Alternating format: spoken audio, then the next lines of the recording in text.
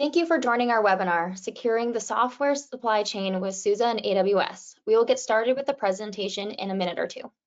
Thank you.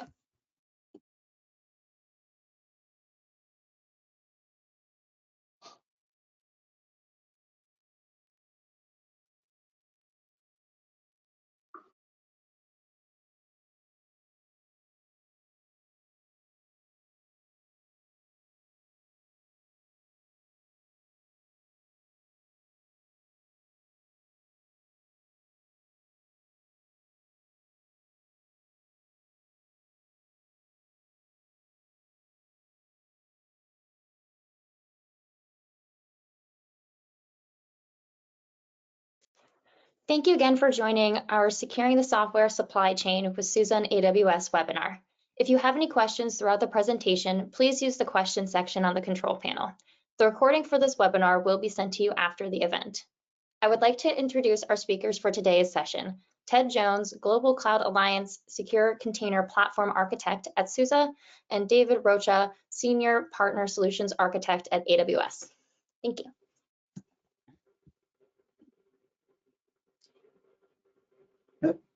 Thank you for that, Jamie. And thanks everyone for joining us live today. And for those that will watch this recording later, hello to you as well in a future world.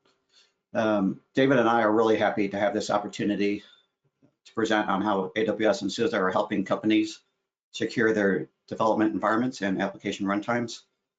Security is the highest priority for both AWS and SUSE.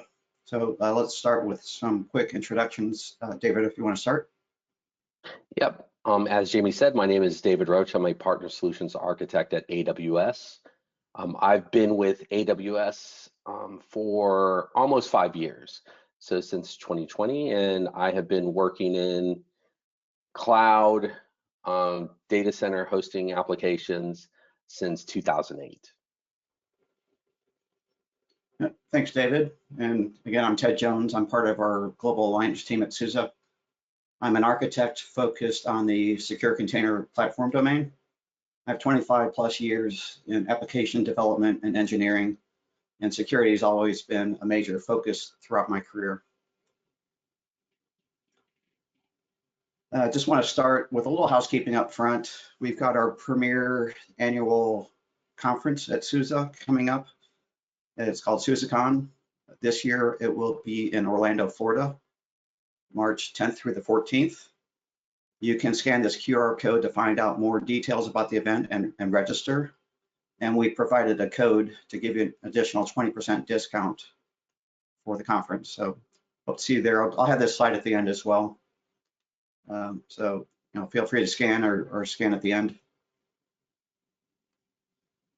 The SUSECon conference has a lot of keynotes from SUSE leadership, partners, and customers, as well as a lot of hands-on labs. So I know AWS has a lot of sessions already on the agenda for that event. So lots of great content. It's a good opportunity to network with others in your industry and then across industries as well. So today we're going to start by sort of defining what problem we're trying to solve before we jump into the solution. So we'll talk about the cost of not securing your software supply chain and get into what exactly do we mean when we say the software supply chain when it comes to containers, and then how is it vulnerable? So what are the access points that attackers could use to create security breaches within your company? And then we'll dive into the solution using SUSE and AWS technologies. Then I'll hand it off to David, who has some great content about specific AWS security features and then integration with the SUSE portfolio. And then we'll wrap up with next steps, what's next, and we'll provide some additional resources for you. So some of the costs of security breaches are obvious, and some are a little more subtle. Projects can be delayed while teams are forced to work to resolve problems, and product release dates can slip. Revenue can be impacted directly with downtime, and you might actually lose customers either due to the downtime or just a general loss of trust in your company. Due to the potential downtime from security breaches, your company may be out of compliance and be subject to fines or legal actions. And we like to point fingers. It's just human nature. So we like to assign blame. And when these issues occur, it could lead to direct termination of the responsible employees. And that can be anywhere as high as a CISO level or down to frontline developers. And then what are the costs of those terminations? Those employees are taking their knowledge of your systems and industry as well as their experience with them. And this means additional costs in hiring and then training new employees. We also like to assign a dollar amount to cost. And while your mileage may vary, Statista came up with a number just short of 10 million per incident. And then when ransomware outages, compliance, and related fines are in play, that number can go even higher. I've seen costs go into the hundreds of millions in some more highly regulated industries like healthcare, for example.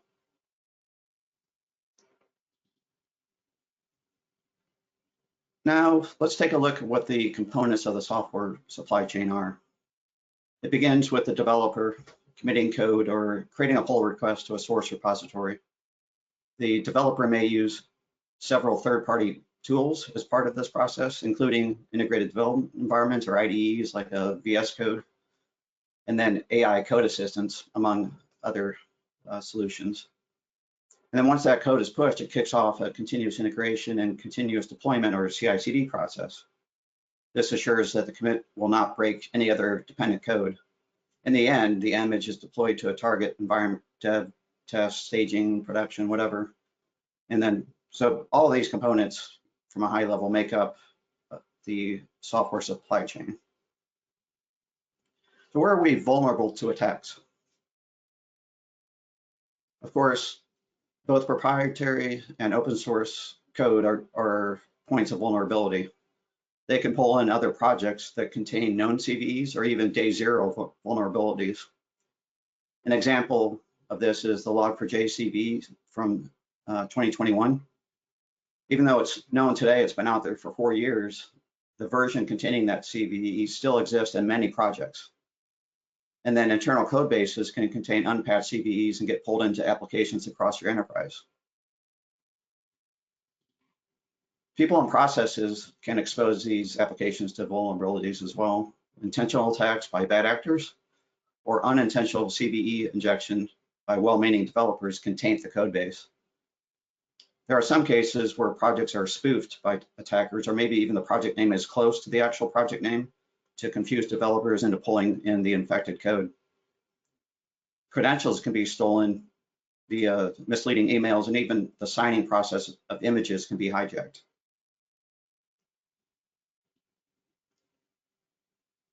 Application misconfiguration can lead to applications maybe using the wrong namespace or ports, leading to potential security risks.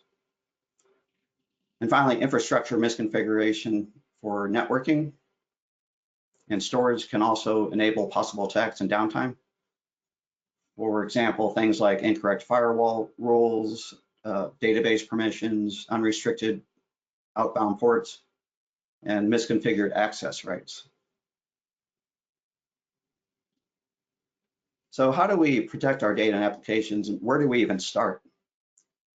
Well, let's start with looking at security models for evaluating your security posture and procedures. These models serve as sort of a checklist to make sure you're adhering to best practices for security.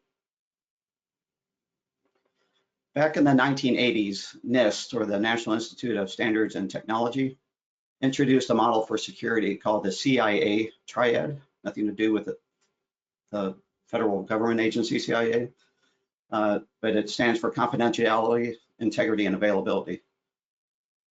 Confidentiality is about ensuring data remains confidential and protected, including requests and response over the wire.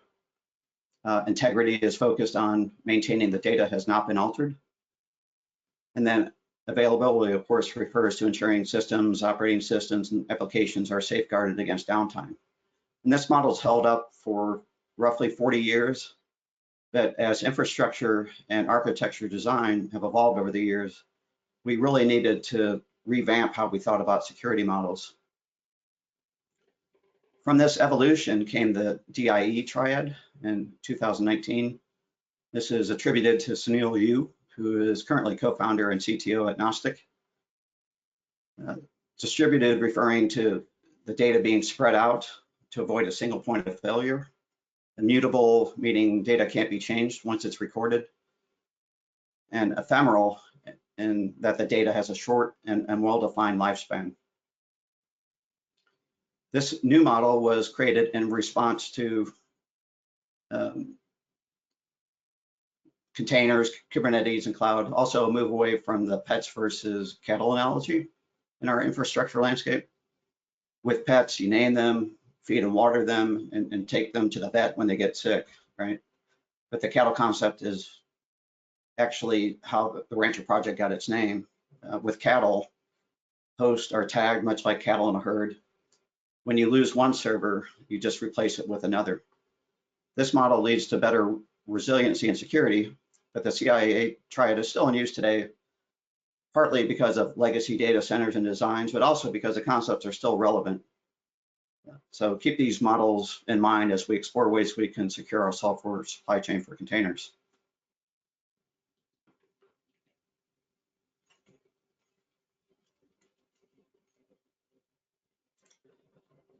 Security isn't a single solution. It's more of a layered approach. So when one layer misses an issue, it can be caught with our other layers that follow. By starting with SUSE Rancher Prime, we get a SALSA level 3 compliant build of the upstream community rancher. And SALSA, while delicious, is also an acronym for the supply chain levels for secure or for software artifacts. It's intended to ensure the integrity of software builds. So this provides an SBOM or software bill of materials. So you and your security team know exactly when into the build. And SUSE Rancher Prime also patches any known CVEs in Community Rancher. So you can also integrate your LDAP and Active Directory environments with SUSE Rancher Prime. Just import all of your users directly into Rancher Prime. There's also capability to allow you to create local users and implement RBAC. SUSE Rancher Prime includes UI extensions for the whole SUSE Cloud Native portfolio, which I'm going to talk about here in a minute.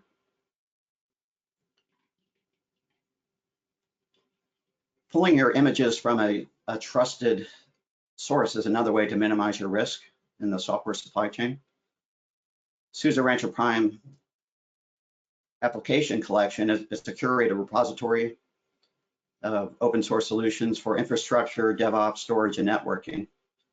We pull from community repositories right now. As of last week, I think there's 60 open source projects supported.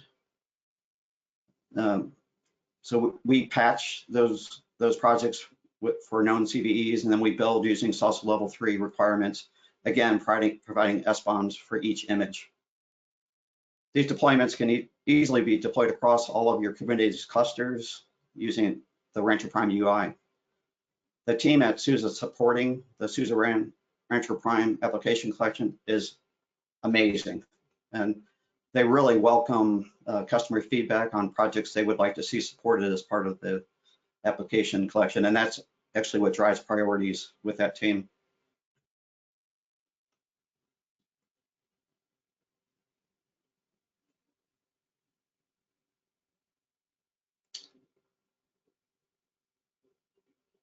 So since downtime can lead to security and compliance issues, observability is a key component of a layered security approach. They've really started to merge together in a sense, observability and security. SUSE Observability is a result of our acquisition of a company called StackState last year. It's been fully open sourced, and it does provide an end-to-end observability tool for you across your environment with powerful monitoring, dashboards, telemetry, traces, and logging to allow developers and infrastructure teams to quickly diagnose issues and reduce your mean time to resolution. SUSE Observability is included as part of the SUSE Rancher Prime offering, But we also have a SaaS offering in AWS called SUSE Cloud Observability, which is available in the AWS Marketplace. At the end of the presentation, I've added a link to that listing. Another must-have for securing your software supply chain is an admission controller. This is the last gate before an image makes it into your environment. So KubeWarden is a CNCF project started by SUSE that gives you access to hundreds of predefined policies in Artifact Hub. You can also create your own custom policies using one of the KubeWarden SDKs in the language of your choice. KubeWarden uses WASM or WebAssembly and could be added as a webhook to your AWS code pipeline, allowing you to evaluate or validate against your corporate policies like required ports, CPU limits, storage, and network requirements. SUSE security, based on community New Vector, extends on KubeWarden, including admission control policies, and adds CVE and compliance scanning to your environment. You can also add SUSE security to AWS code pipeline and service meshes like Istio, Linkerd, or NATS, as well as scan your image repositories. But really, this is table stakes for any container security solution, where SUSE security separates itself from the pack is with the patented runtime security. SUSE security has 3 modes: discover, monitor, and protect. Discover is the default mode and allows SUSE security to learn application behavior and automatically generate policies. And those policies can be accepted, deleted, or modified. It's also possible to manually create policies. Monitor mode is sort of a dry run to test those policies in a test environment. And then in production, you could use protect mode, which will deny anything outside of those policies. But sometimes that's more restrictive than you would want for a particular application. So the choice is really yours. You can set it very fine-grained at the application level or across the entire environment. Deep packet inspection for Kubernetes is part of the patented power of SUSE security and gives you layer 7 visibility across the network. This also helps us to implement data loss protection by setting up regular expressions in the SUSE security AI or UI to look for data patterns like social security numbers and credit cards. SUSE security can immediately block this traffic and notify the relevant stakeholders when this type of traffic is not expected. It may mean a potentially dangerous container or network connection has made its way into your environment.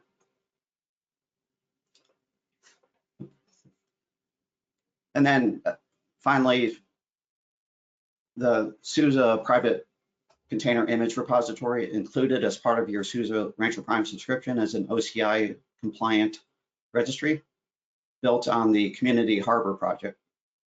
It allows additional security features for your container images, including CVE and compliance scanning, as well as role-based access control with a robust user interface.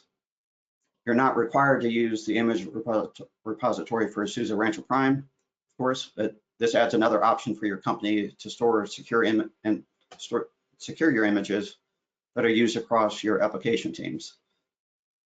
Many customers migrate from their existing image registries over time, saving time, money, and improving their security posture. This layered security approach can be used with any Kubernetes environment managed by SUSE Rancher Prime. Okay, so let's take a look now at how AWS and SUSE are working together to help make your environments secure. And I will hand this off to David at this point.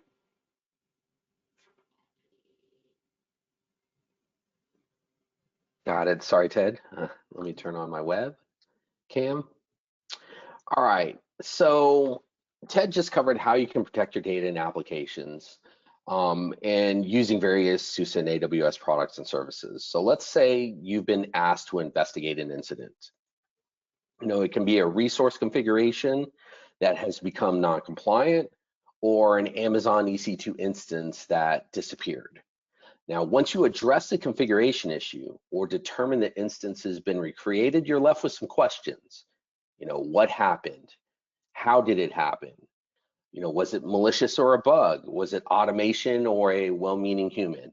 Now, these are hard questions to answer, and more than likely your management is really interested in those answers. So why is this a challenge? If you can go to the next slide, Ted. Right. Looking at your application, there's always something happening. When you run your services on AWS, CloudTrail records everything that goes on. This includes what users are doing, what AWS services are running, actions taken in the AWS Management Console, whether it's, or even using AWS SDKs and other tools and services. But here's where it can be more of a challenge. Most companies don't just use one AWS account. They may use separate accounts for different applications, or even the different application environments like production or development may have their own unique AWS account. And looking back at what Ted covered, there are instances of SUSE Rancher Prime, SUSE Observability, AWS Code Build, and others. So imagine trying to keep track of all the security events being generated by your application and the solutions used to protect your application. And here's the really important part. All of this information needs to be protected so nobody can delete or change it. And this is pretty challenging and why we need a solution to help us make sense of all this activity and keep it safe. So let's take a closer look at CloudTrail, and then we can look at how we can address the challenge. So again, CloudTrail event, it records all activities from users and services, right? It will show you who has done something, what they did, how they did it, and what was the result.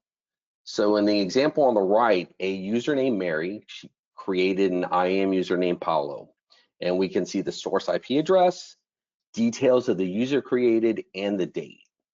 Now, a few things to note about AWS CloudTrail is that you can keep the history for a maximum of 90 days, and it supports a range of AWS services. Some customers need to keep that retention beyond that. Unfortunately, CloudTrail doesn't do that. And when searching for events, you can specify, a very simple search, right? The date time range and one of the following attributes, right? Event name, username, resource name, event source, event ID, and resource type. And so in the next slide, we'll cover a lot of the logos that were shown in some of the diagrams. The key takeaway are not the logos, right? That's not the important part. AWS customers have shared with us that they're looking for a way to easily centralize events and make management easier. And by looking at the slide, it's a reminder that you need a way to centralize all the events from all the applications and services you're using. And that brings us to the solution.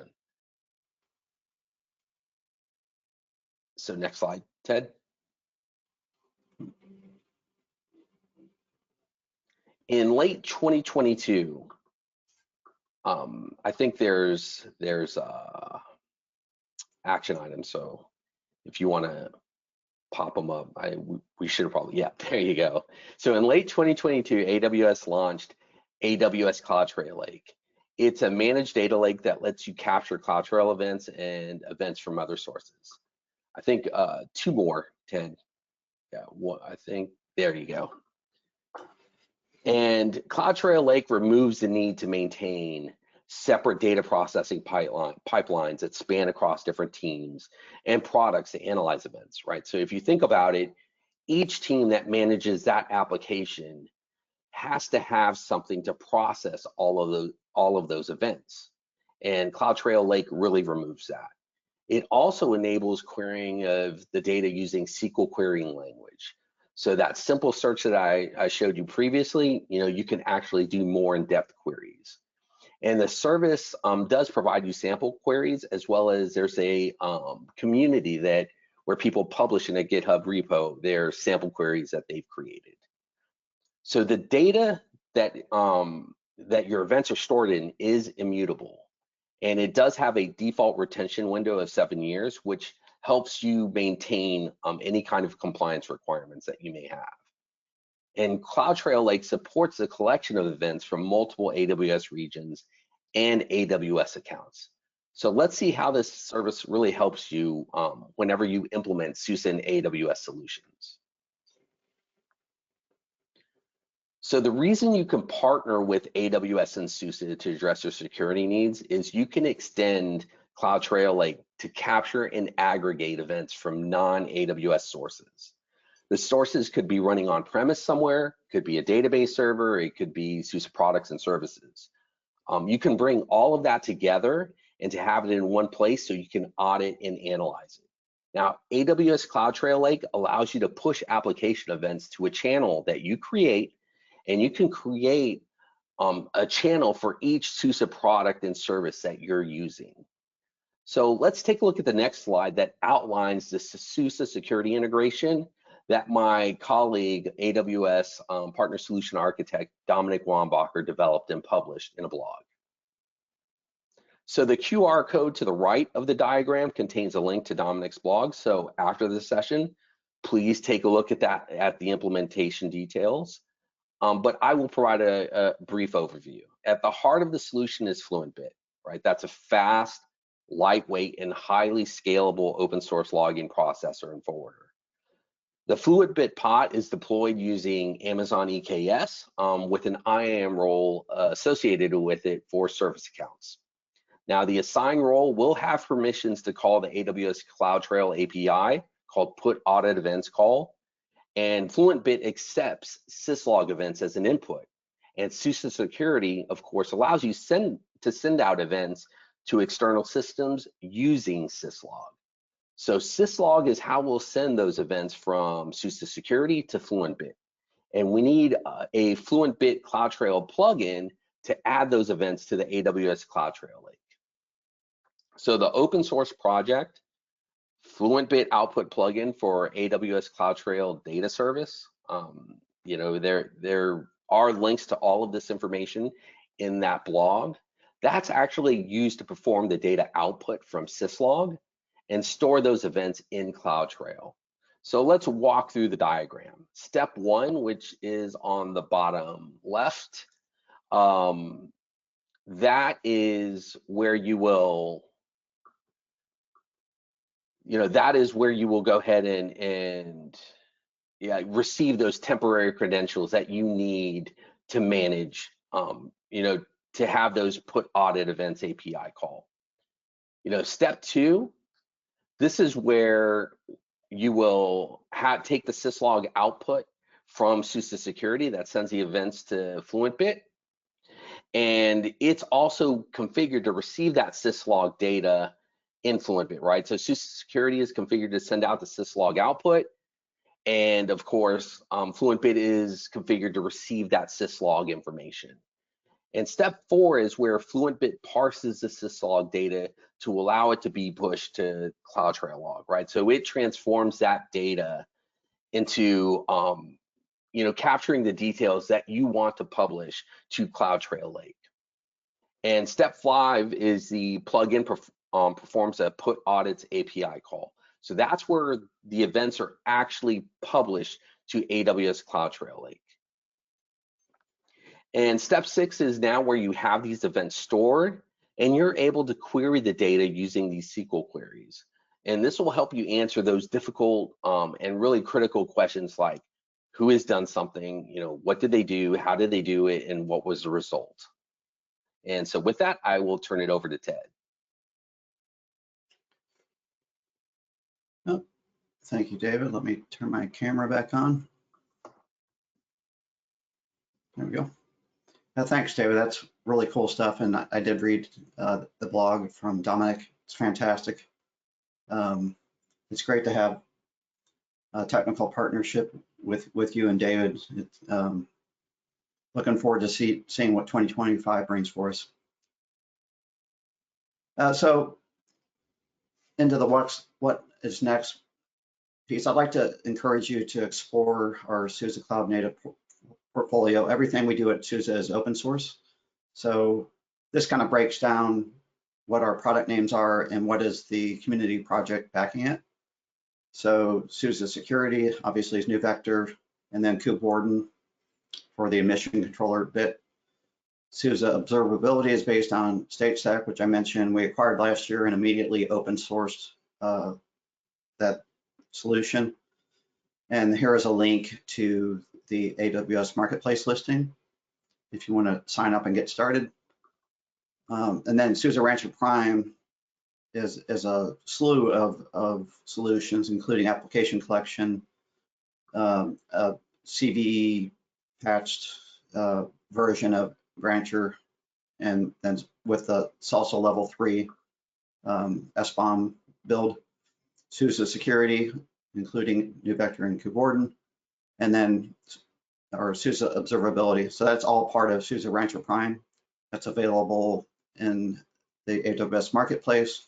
We also have a hosted Rancher offering for that, where we maintain the management and UI layer. All you do is use it.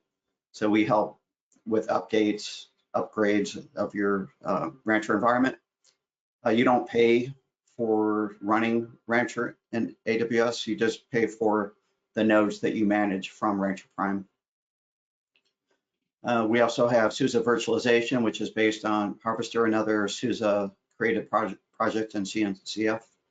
And that is based on KubeVirt. So that is a container virtualization environment. So you can run your VMs in containers side by side with your other container workloads. We have SUSE storage, which is based on Longhorn, another CNCF project created by SUSE. That enables block storage for running your Kubernetes environments, as well as provides a storage environment for your VMs and SUSE virtualization workloads. And if you want all of that, we have something called SUSE Rancher Suite. So that includes everything above. And from a cost standpoint, it's much more cost effective if you were to buy each of those individually versus the Rancher Suite. There's a huge cost savings with Rancher Suite. And a couple of links. This is the blog that David mentioned before when he was talking about the CloudTrail integration. I highly encourage you to read that.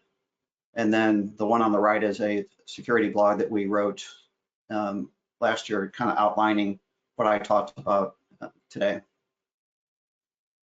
And as promised, here is the SUSECon QR code again. Really encourage you to attend this great event if you have that opportunity. There's going to be a lot of fantastic speakers, both SUSE speakers, product management, engineering, and then a lot of great partner presentations and a lot of SUSE customer presentations that might be impactful for you. You can go out to this link using this QR code and kind of look at the agenda to see what's on the schedule. So that concludes our webinar. So I don't know if there's any questions in the queue we need to address, Jamie. As of right now, there are no questions. Okay, well, we've got time. If someone has a question they want to throw out there, feel free.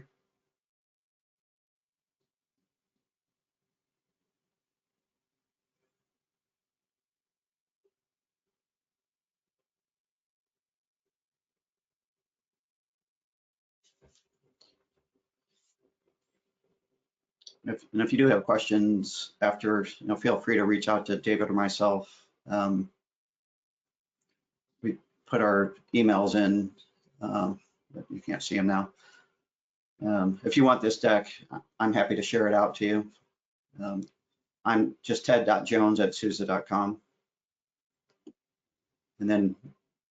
Yeah, my email address is Darock, D-A-R-O-C-K @amazon.com. Best email ever.